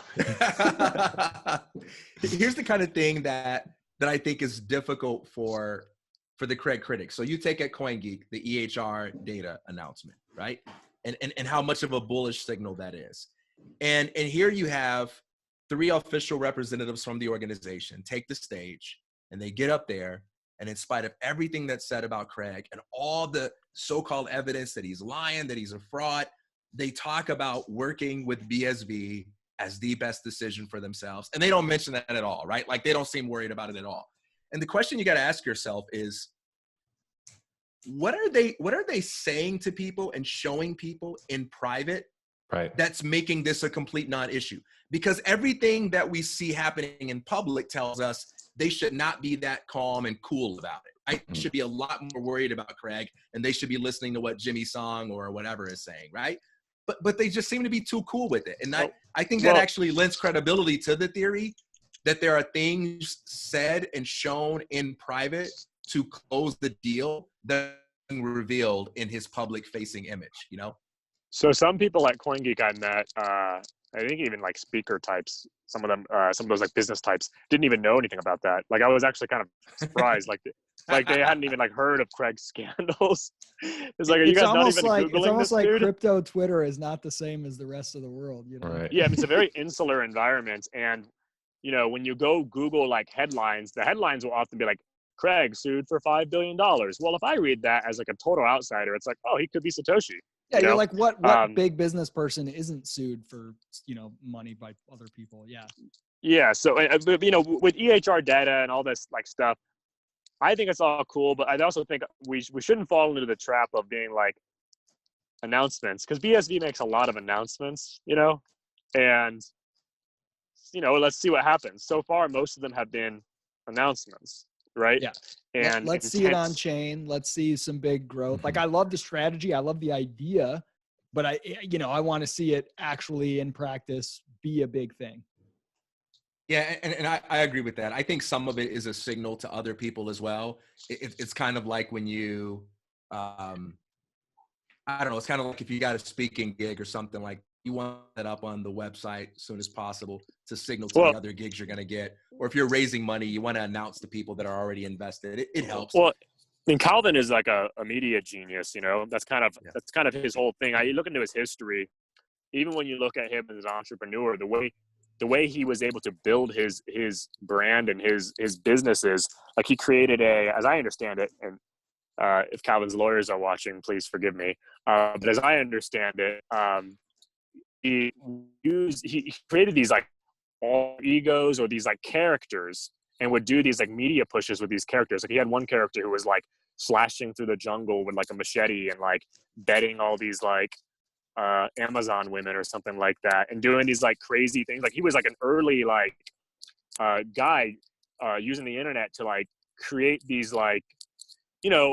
fascinating like just digital content around his stuff, and that's how he became big. He created like a brand. So when you're looking at what he's doing now, you have to filter it through that lens too. You have to understand. Does that make it like, more or less likely that BSV is legit? I think it makes it some of the stuff less likely. Like some of the stuff that he did and stuff like. But at the same time, it also may suggest that he is in it for the long term, and that he's played this game and won at it before. So you can look at it both ways. It could be like a really good long term if he's playing a strategy that he has tried several times and been effective at.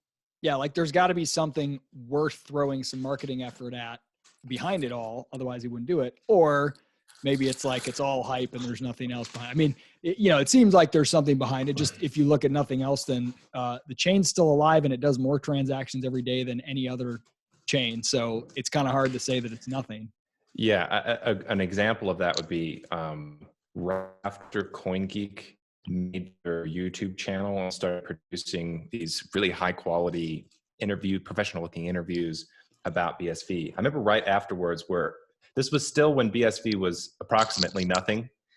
And I remember having the feeling that it was like looking at North Korea propaganda. Like, this is all bollocks. They're all pretending like we are very official with our suits and everything, and background music and graphics and all of that. And it gave the impression of pure appearance rather than any substance. But now, with the progress that's been made in the BSV, I don't know, community or industry, it fits. It actually looks. It looks like they set that image and then have been bring success along those dimensions. So now I go back and look at the interviews. I'm like, oh damn, this looks exactly like it should if you were the most professional Bitcoin media company in existence. Like, they are creating the industry standard. CoinGeek articles and press releases, they always read like some sort of North Korean thing. Yeah. Except now, I don't even notice it because literally every media story by every outlet reads like it's a North Korean propaganda. So it's just... So then I think a lot of the hostility in Bitcoin in general about a lot of things, a lot of the just like claims that are made, they're coming from people who don't have experience in business at all, who therefore look at things as scammy behavior or like behavior that no one would possibly do that, So I was talking about like earlier, like wrapping up stuff in a bunch of trusts or a bunch of LLCs, right, and having like a dozen LLCs. No one would ever do that. Well, I wouldn't do that in my mom's basement. Therefore, no one else would. But people actually do that. And another example is like the idea of launching a media company first and creating a bunch of content and looking very professional when you don't have much to offer is very common. Like, you read about startups getting launched all the time where it's like, oh yeah, we had a address listed that was like my mom's house, but like we said it was this, or we had a phone number, we got an 800 number just so that we looked real, or we listed extra people on the team page or something like that, or, whatever, just things you do to look like you've been around longer than you actually are, or that you have more to offer. I mean, even if we think about early days of any company, ones that we've been involved in too, like you do your best to show the best aspects of it. You leave all the other disorganized mess out of the public sphere. Like when we're launching Praxis or getting Praxis off the ground, we're not writing about the craziness that's going on behind the scenes.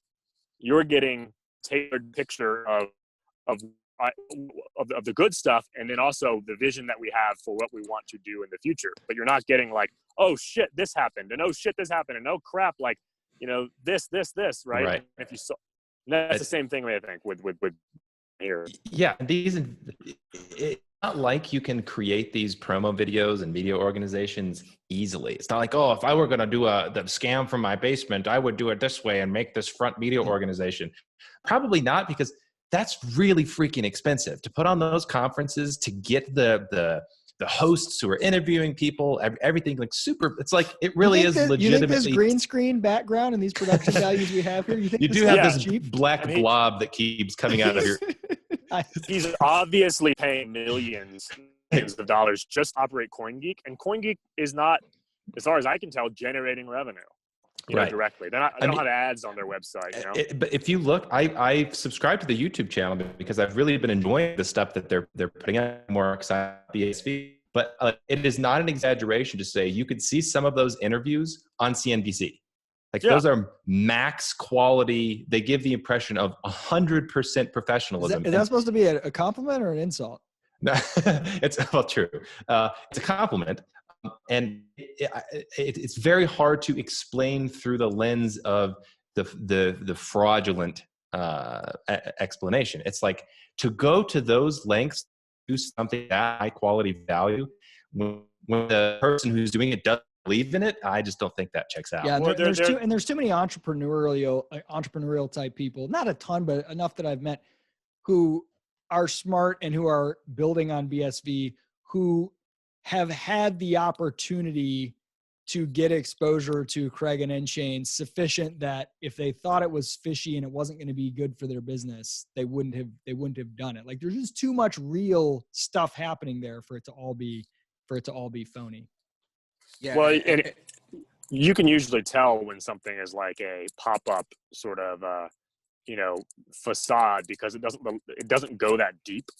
So like occasionally, like I'll get ads for like stuff, like these kind of scammy marketers who are selling some course, make a bunch of money doing X, Y, and Z or something like that, and they'll have like one nice video or something like that. But like you start looking into it, it doesn't go very deep at all. Whereas like the content that CoinGeek is creating is consistently high quality.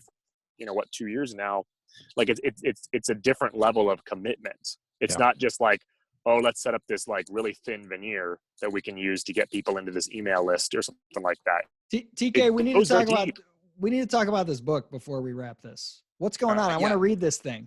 Yeah, I can segue us into that with your last comment, where it's like there are a number of people that have been really close, had access to Craig, and and they kind of turn away, this guy's a fraud. I think it's downplayed a lot, is just how socially and financially rewarding it could be to have something incriminating on Craig. Everyone kind of tells this narrative that, oh, everyone's afraid of being sued. First of all, totally not true, because there are some accounts on Twitter that dedicate themselves to proving that he plagiarized or proving that he forged this document, and they're posting every week. They're not afraid of being sued. If you have something specific on him, like here's a specific lie, man, we've already seen a number of the people not get sued, come out with what they claim to be evidence of him lying. I think if there were someone that was close to him or that's been around him and, that caught him in a lie, evidence of that, I think there's a lot of crypto table waiting for that person. And if the whole crypto community can gather together to finance Hodlnaut, I think they'd be more than happy to save their industry by financing somebody who can incriminate Craig. Here's why I don't buy the narrative from these book publishers. The reason they didn't publish is because they were afraid to be sued. I don't buy that. Here's my theory. I think this was a positive book for Craig. That's the way I talked about. They pulled it. I think Calvin expected. They cooperated with. They gave them a lot of information. I believe this was a book that was going to be kind of like mainstream public endorsement of Craig Wright. And it was going to say a number of things that made him look good. But remember what we talked about before with this Kleiman case. This is unlike the others. This isn't Craig trying to sue Peter McCormack. This isn't something that he initiated. This seems to be the one case that he can't control. It's one thing kind of throw for a loop that he has to adapt and adjust his plans to, unlike the ones where he's trying to sue other people. And this has gone in a way that's been unpredictable for a lot of people. And this book was scheduled to publish in January around the same time that everyone thought something big was going to happen. People may forget about it now or pretend like they weren't interested in it now, but everyone thought Craig might, reveal the Tulip Trust, that Craig might, move some coins. And that's why a lot of people were disappointed. And a lot of people were kind of debating this when January 1st came and nothing dramatic happened. Nothing dramatic really happened that people were expecting. But then we see these publishers pull the book, and what they have, everyone already prepared to leave. Oh, we want to avoid litigation, or at least that was the narrative that somebody said about them. And everyone's going to believe that because, right, Craig and Calvin are the guys that everybody that their feelings and say things about them. Everyone's eager to accept that, and then no questions asked. But I actually think seeing what happened to Gavin, seeing Gavin give a public endorsement for Craig, and then Craig not come do the thing Gavin thought would vindicate him, pays this huge social cost for sticking his neck out there on behalf of Craig. I think they didn't want to be Gavin. They pulled it from the shelves, I believe, because it was going to be positive and make him look good. And then when things got weird with the case, it didn't look like some things they were expecting to happen would happen. We're going to wait on this. Why would a book publisher care about that, though? They just care about selling copies. It would make them look really bad. So I'll give you an example of that. Nobody remembers who published the book. Maybe the author pulled it. I'll give you a couple of real examples of this. We can use the example of OJ's book, If I Did It. We could use an example of Casey Anthony as well. Does anybody remember who the publisher was? No, but what I'm saying is we have examples of publishers backing out of something because it was so controversial and they didn't want to be associated with it. That just happened with the Woody Allen book. The Woody Allen book just got canceled by the publisher because Ronan Farrow made a scene. And so the publisher just said, we don't want to be associated with it. Do you think Craig Wright is mainstream enough, though? Like the OJ case, every single person watched that on TV. Like, the Casey Anthony case wasn't as popular as OJ, but I guess I'm saying it seems more likely to me that somebody leaned on the author or the publisher, that there was some leaning going on, than that they surveyed the landscape of public opinion and thought that they were going to suffer for this. Well, it could have been both. Someone could have leaned on them and said, "You will suffer." That's basically what happened with the Woody Allen book, was that Ronan Farrow, who had published a big book with the publisher, he was a journalist who's been covering all this stuff, seems to have hinted that, like, hey, if you don't back out, like, I'm going to pull my books and I'm going to write hit pieces on you and you're not going to like them.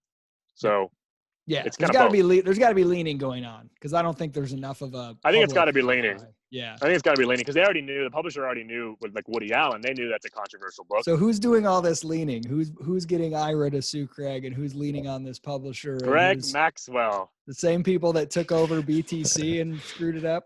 The NSA. Greg is legit.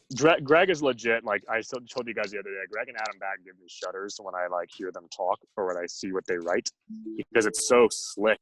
And it seems like when they talk to Roger in particular, they like, it's like there's like a hidden meaning behind their words. Yeah. Like they know they're lying and they're communicating something to Roger that's different than what they're saying, or that's not immediately apparent. And when I read Greg, when you say Greg Maxwell gives you the willies, is that a way of saying that 50% of all comments Redditors give you the willies? Because I'm pretty sure he's like half of them.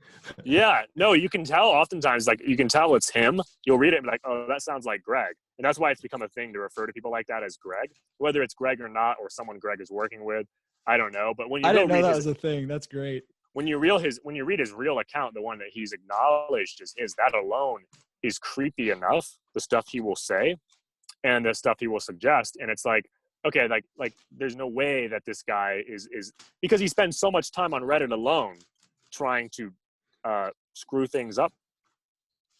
Okay, so, let's wrap up. Go ahead, TK. On that note, if you look at the Satoshi affair, Craig rejects that book and doesn't like it. Did they sue them? No, not at all. I think if this book were something negative and it was a gotcha moment for Craig, I think they would have been able to sell a lot of copies. It would have been very popular. Everybody in crypto would have loved the book and endorsed it to everyone. And everyone in crypto would have gathered together to support this publishing company if Craig and Calvin tried to sue. I think it's the other way around. I think it was positive. They backed out. Probably someone helped them see how bad this could look for them to support a quote unquote fraud. Let's talk about the Satoshi coins as our last topic. Yes. Because there's two conspiracy theories about the Satoshi coins that I find interesting and potentially plausible. One is that Craig and Calvin they don't have access to those coins. They don't have the keys, whether it's because Craig is no part of Satoshi or because he just didn't have access or whatever. But their whole plan is to do some crazy thing. That's why they forked off to take over the mining power, to be able to like change the code so they can get backdoor access to that. And I know we've talked about something like that before. That seems interesting. That seems plausible. That would make economic sense out of some of this stuff, at least to some degree. And then the other one is that the BTC people, they are doing everything they can to set up a scenario where if those Satoshi coins move in any way that is unfavorable to BTC, they will not get pushback from the community by doing something in changing the code to basically make that not possible. Plausibility, thoughts on either of those or other scenarios? Said that, like several people have said that. I mean, I think Cobra Bitcoin has suggested freezing Satoshi's coins. Thamos has suggested freezing Satoshi's coins, and Thamos maybe knows, but then several people said it should be sold or moved. I've also heard, I have no idea if this is true, but I've heard that in the early days, there was some bug or something where the transactions might not be even seen as valid, or they might be insecure in some way on BTC. If I remember, I think it was Gavin and Dreesen talking about this. I think it was a conversation like Gavin had with Craig. Whoever's this, find the reference I'm talking about, where they were saying that part of the reason Craig couldn't move the coins is because some code changed after the fact on the BTC chain where they actually couldn't move them there. I read, I don't remember where it's from. Anyway, yeah, I think it's plausible. I mean, the other thing though is we don't actually have direct evidence that Satoshi coins exist in the way they do. Let's just theorize that Satoshi has those coins, so that Satoshi ever had 1 million. I don't think there's like a list of addresses that were like, okay, we 100% know that these addresses are Satoshi's. Well, I mean, we have the block reports from the initial blocks. Yeah. You can go back, yeah, but we're not actually 100% sure which block Satoshi was mining or who the earliest miner was. I mean, now Hal says that he was probably the earliest miner and he mined block 78, but there's that mine before he mined block 78 as well. So I don't know. It's really hard to say. What do you think about the idea that Craig and Calvin are putting all these resources together because they're trying to sort of get backdoor access to these coins? Well, I mean, I think that you would backdoor access to the BTC or to the BSD. Well, either, I guess. I've heard various, and I don't know enough about the technical stuff. I've just heard various people say that this is one game they could be playing. It could be either for the following reason. One, like if it's on BSV, one of the routes they could go is by changing the code such that they push invalid blocks to the network. But another is another possible scenario is that they have Satoshi drives. Maybe that's Kleiman's hard drives, somebody else, and they need a huge amount of computer infrastructure to essentially try to break Satoshi's hard drives that could be relevant to the BTC chain as well. So like in one of those emails, Craig, man, I forget who he was talking with. He was, I think maybe it might've been with Ira, where he was saying like how long it would take to decrypt Dave's drives. Yeah, there was an email about. Yeah. So it might be close to the truth as well, that they have Satoshi's coins, and like Calvin started to test a bunch in infrastructure so that they could essentially be running SHA-256 hashes on Dave's some set of passwords they think Dave Kleiman had to try to break the break encryption, something like that. But okay, so even if that were true, that and them wanting BSV to succeed are not, exclusive, right? Like it could be both. And in fact, it may be the case that they, if they're trying to get access to that stuff, that they fully do intend to dump the BTC. I'm just trying to think, because like if they got it now and they just let BSV, like they just like killed it off or whatever, according to everything they've been saying, like they would have like committed massive fraud, like legal liability fraud, and investment fraud by setting up like a sham operation, which they had no intention of continuing to succeed. So I could see it if that were the case. I wouldn't necessarily see that as like a bad sign for yeah, BSV. like that actually may be a bullish sign for BSV. Yeah. Yeah, I mean anything where any scenario where they have access, they have the hard drive, whether it's Craig's or it's a stolen hard drive or it's Dave's. Unless somehow Craig somebody and gets found like criminally liable for stealing it and gets thrown in prison, and N-Chain's assets get frozen or something, that could be bad for BSV potentially. But I also think that's a possibility for Craig lying in court. This is another thing. It's so funny. The BSV people are like, they're so hook, line, and sinker. Craig, if he's not Jesus, he's at least telling the truth most of the time. And yet in court, he's being called out for submitting forged documents and like lying in court. We're not a trivial problem. This would be a horrible scenario, I think, for BSV. I really don't want it to happen. I don't think I want it to happen. So I might be persuaded otherwise.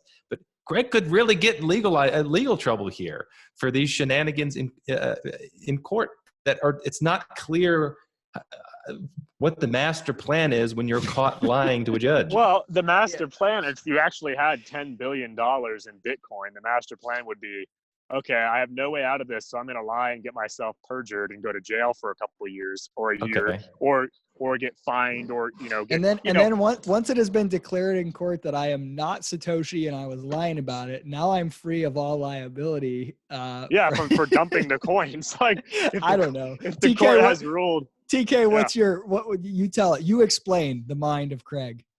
Well, I mean, he is in the position of the defendant, right? And he's in the position of someone who is being sued for a large amount of money. I would expect any person in that position, Craig or otherwise, to do the very best they can to weasel out of an indictment towards that end. I would expect them to be very difficult in terms of like not making it easy for the prosecution, right? Like, you want my money, you want to come take what I have, like, do your work. I'm going to make it hard on you. I'm not going to make it easy. And so I think he's doing what is expected of him. But I would actually object to the notion that he's been caught lying and submitting forged documents. The reason I say this is because I've been reading the transcripts and following along, and I can tell you, every time a document goes public, it looks like one side is clearly won, and the headlines make it look like that too.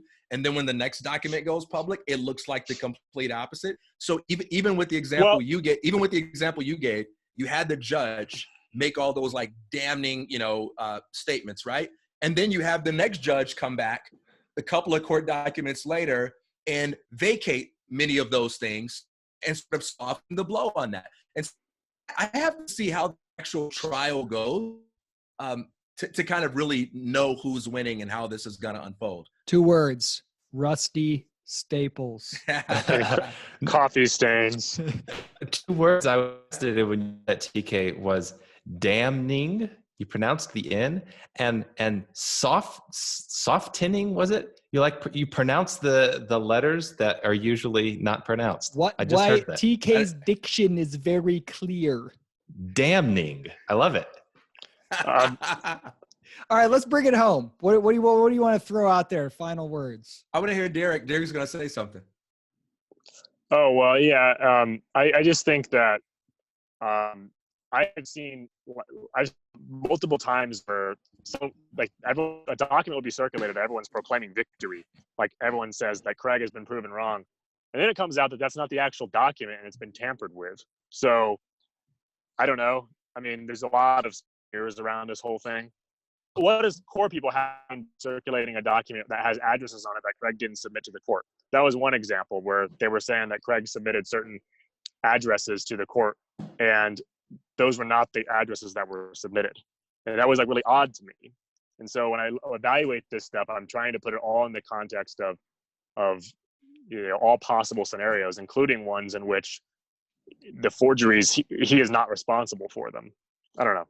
When I just read the court documents themselves, it's always like, okay, kind of just looks like a typical legal thing where this person's accusing that person, the judge is kind of back and forth, blah, blah, blah. And then if I read the take from either party on Twitter, it's like every single element completely justifies that Craig Wright is a genius who's Satoshi, or completely proves that he's a fraud. Why is anybody even listening? The case has been closed. So well, yeah, I remember listening to Calvin too, and there's an interview several months ago where he's playing up the court cases like this is going his opportunity to prove beyond a shadow of a doubt that he Satoshi. And then like last month, I don't know if it was on Twitter or I listened to an interview. He's like, oh no, we're not, the court case is not really related to him proving that he's Satoshi per se. No. But no, I do think that he was playing up the copyright other. issued was a copyright from like Belarus or something, or so, some country that said that copyrighted the white paper as written by Craig Wright. Remember that they were tweeting something? Oh, I about vaguely that? remember that. Yeah. Well, Bogota, Colombia issued from the city planning commission. Oh yeah, maybe that was it. He got They like issued him a certificate. He got like a badge. He got an attendance That's like badge. those certificates. Like when I worked in the state legislature, you'd make like Yeah. a certificate for like the third grade class that toured the Capitol or whatever. TK, what were you gonna say, man? I forgot. Oh, come on! You can't do it. You make us look bad. We interrupted you, and No, now you're just man. like, you know what, No, guys? y'all don't look bad. Y'all don't look bad. We need to give you like some extra bonus time, since to make up for the previous episodes. All right, well, I'll just say for my closing thing that I have learned a lot from Craig positively, and all of my interactions with him online when he was around before he like either got off Twitter or rage quit were actually good.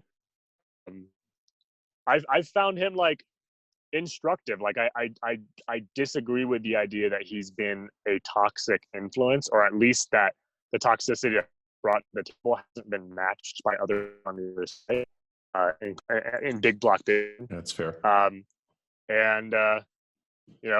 wish more people were able to weed out the important things from the unimportant things in evaluating what he's so I guess that would be That's great. I'll throw on there.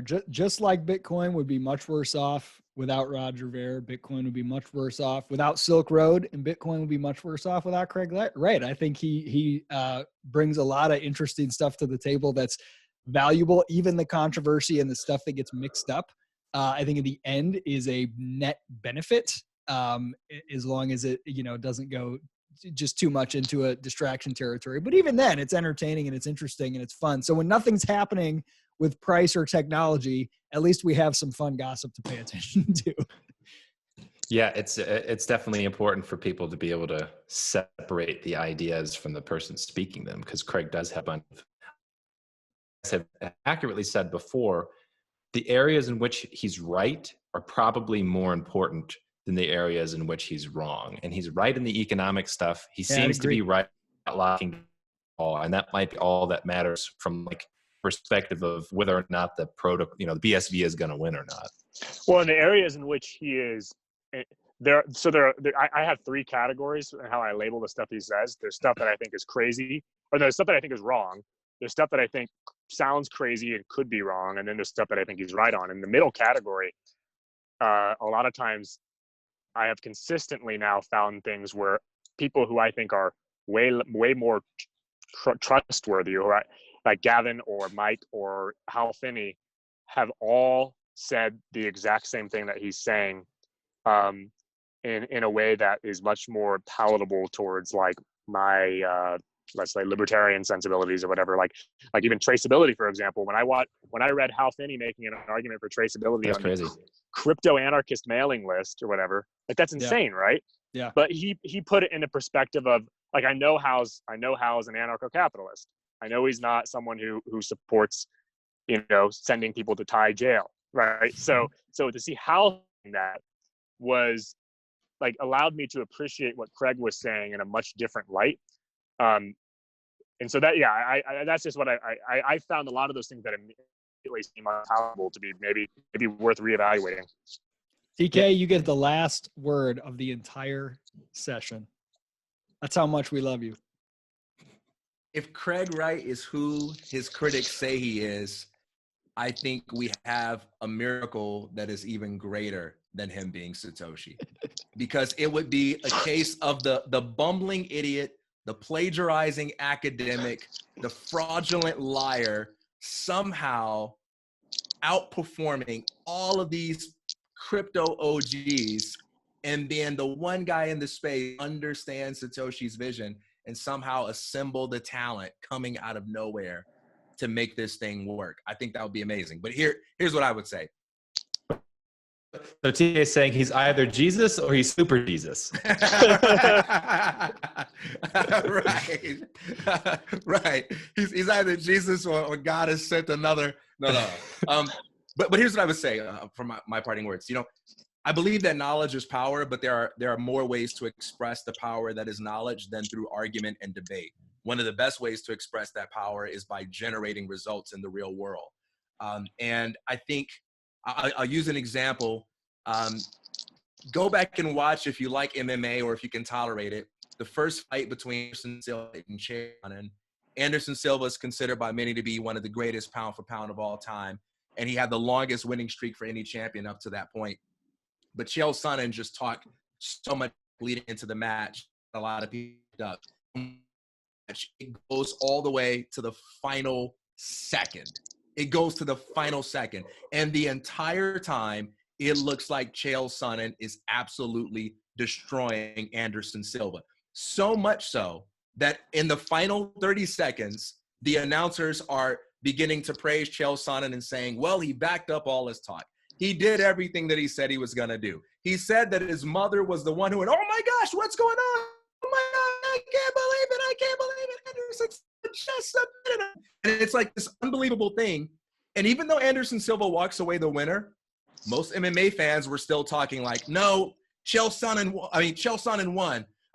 He should have really did win, because there was nothing that you saw optics that supported Anderson Silva winning. And yet in the end, he got the only result that mattered. Does he deserve to be the champ? Should he have been the champ? Did he cheat? Is it fair? I mean, who knows? There are a lot of debates you can have. But I think Craig is the Anderson Silva of crypto. And the whole time, optics look like... When does the bell ding, though? Because right now, I mean, the optics are still right. When is that moment that's always promised? It's coming. It's coming. It's coming. The Curry 2023. Hey, well, the trial is coming up pretty soon. The trial will go on forever. Trials never end. The BTC halvening, that's when it's going to be.